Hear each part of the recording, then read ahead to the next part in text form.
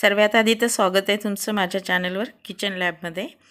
तर आज मी बनवणार आहे, आता उन्हाळा आला तर उन्हाळ्यात काहीतरी आपण छान रोजचं थंड हवं असतं, त्याच्यासाठी स्टोरेज करून ठेवायसाठी पूर्ण उन्हाळाभर तुम्ही आरामशीर हा वापरू शकाल असा ताकाचा मसाला, ताकात वापरणारा बटर मिल्कमध्ये यूज करायचा मसाला आहे।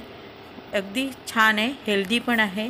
बघा मी त्याच्यासाठी 20 ग्रॅम धणे घेतले, 20 ग्रॅम जिरे घेतले, तसेच 10 ग्रॅम ओवा घेतला आणि 10 ग्रॅम मिरे घेतले, ब्लॅक पेपर।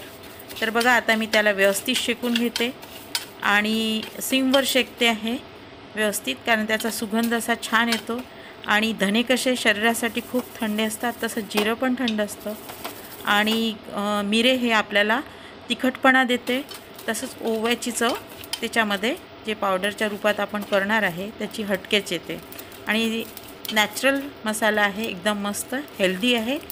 तर बघा आता व्यवस्थित मी आधी शेकायला घेतलं, तसंच आता याला व्यवस्थित सिमवर शेकून झालं की याच्यामध्ये दुसऱ्या वस्तू, आणि याच्यामध्ये मी अशी एक वस्तू टाकणार आहे की जी खरंच तुमच्या केसांसाठी, डोळ्यासाठी म्हणा की खूप चांगली आहे आणि शरीराला थंड पण ठेवते, अशी एक वस्तू नंतर मी याच्यामध्ये ॲड करणार आहे। तर बघा आता मी याला व्यवस्थित सिमवर आधी शेकून घेते। तसे आपण उन्हाळ्यात रोज जेवणामध्ये ताक घेतोच, एरवी पण घेतो, पण उन्हाळ्यात खास करून घेतो। तर बघा आता पूर्णपणे शेकल्या गेलं आहे। आता मी त्याला व्यवस्थित मिक्सरमध्ये बारीक करून घेते आधी। तर एकदम पावडर बारीक करायची आणि त्याच्यामध्ये टाकायच्या नंतरच्या वस्तू मग मी तुम्हाला सांगतेच आहे समोर।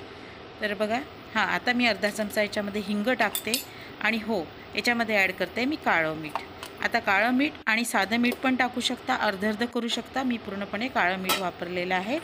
आणि हो, आता जे मी म्हटलं होतं याच्यामध्ये नवीन एक वस्तू मी ॲड करणार आहे, ते म्हणजे कढीपत्ता, म्हणजे की गोड निंबाची पानं।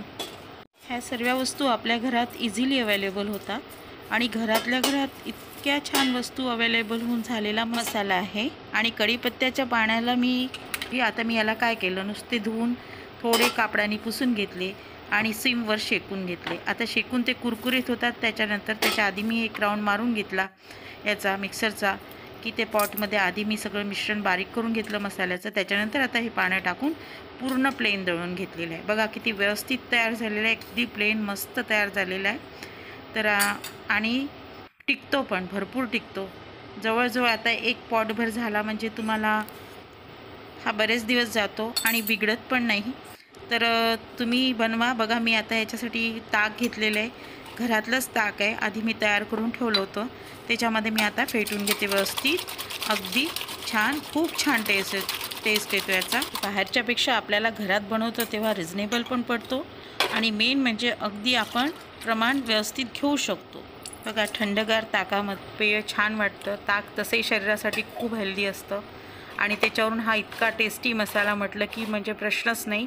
तर तुम्ही बनवा ही रेसिपी आणि तुम्हाला हा मसाला कसा वाटला तुम्ही नक्की सांगा आणि तुम्ही कढीपत्ता याच्यामध्ये नक्की ॲड करा, त्याचे भरपूर फायदे।